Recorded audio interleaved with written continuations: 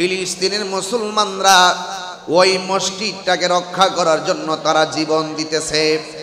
যেই মসজিদের পাথরগুলো আমার আল্লাহ সমুদ্রের তলদেশ থেকে আল্লাহ উঠিয়েছেন, ওই সমুদ্রের যেই পাথরগুলো আছে, এই পাথরগুলো আমার আল্লাহ মানুষ দিয়া তুলে নাই, কোনো মেশিন দিয়া তুলে নাই।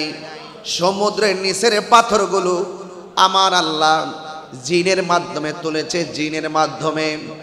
এই প্রত্যেকটা পাথরের গায়ে দুনিয়ার কোনো অক্ষর লেখা ছিল না। ফিলিস্তিনের মসজিদে আকসার পাথরগুলো যে আল্লাহ তুলেছেন, প্রত্যেকটা পাথরের গায়ে আমার আল্লাহ সূরা ইয়াসিন লিখে দিয়েছেন। সব পাথরের গায়ে আমার আল্লাহ রাব্বুল আলামিন সূরা ইয়াসিন লিখে রেখেছেন। এমন একটা মসজিদ, যেই মসজিদের মধ্যে আমার আল্লাহ রাব্বুল আলামিনের হাবিব মেরাজে যাওয়ার সময় নামাজের ইমামতি করেছেন। সুবহানাল্লাহ বলবেন না? যেই মসজিদের ভিতরে শুধুমাত্র আমার নবী ইমামতি করে নাই, আমার নবীর পিছনে 1,24,000 পয়গাম্বর নামাজের পিছনে মুক্তাদি হয়ে গেছে।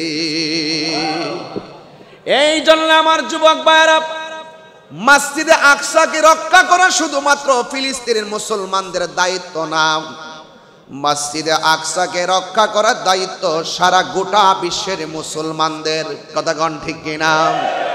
সারা পৃথিবীর মুসলমান একটা দেহের মতো। বাবা বাবা আপনার কথা বলেন না আব্বা, সবাই তাবারক দেন, নীরবে দেন। 1 মিনিট আগেও তো আমরা খাইতে পারবো না, তাহলে কথাই বলি, ঠিক না?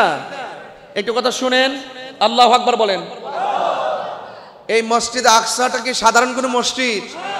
সারা পৃথিবীর মুসলমান একটা দেহের মতো।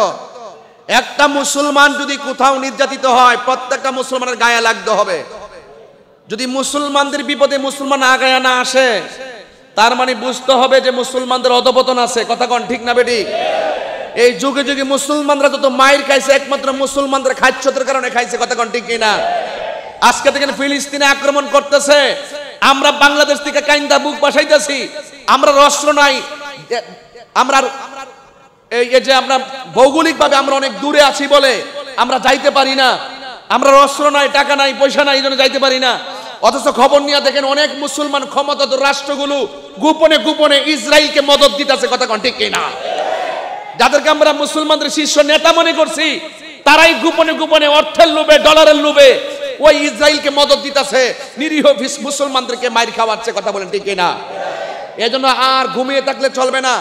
আমি অনুরোধ করে বলবো সকল মুসলমানদেরকে ঐক্যবদ্ধ হতে হবে। ক্ষমতাসীন যে রাষ্ট্রগুলো আছে সকলকে ঐক্যবদ্ধ হতে হবে।